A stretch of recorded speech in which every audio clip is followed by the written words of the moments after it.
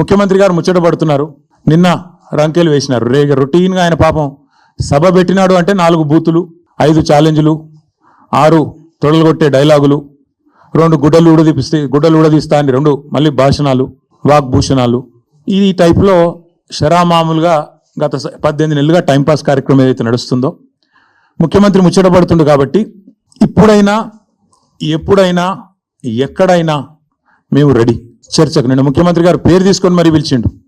కేసీఆర్ వస్తాడా, కేటీఆర్ వస్తాడా, రాండ్రి అన్నాడు. నీకు కేసీఆర్ అంత లేదు కానీ మేము చాలు, నీకు వస్తాం, మీరు ఎక్కడ పెడతారో పెట్టండి, వస్తాం. కాకపోతే మేమంటే ఎప్పటికప్పుడు రెడీగా ఉంటాం. ఎందుకంటే ఇలా 10 ఏళ్ళు మునిగి తేలిన వాళ్ళం కాబట్టి మేము ఎప్పుడు రెడీ. కాకపోతే మీకు కొద్దిగా ప్రిపరేషన్ టైం కావాలి, మాకు తెలుసు.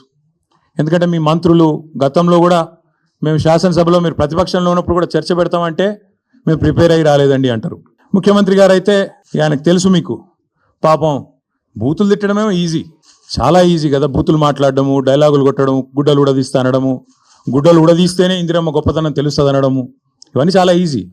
మేము రెడీ.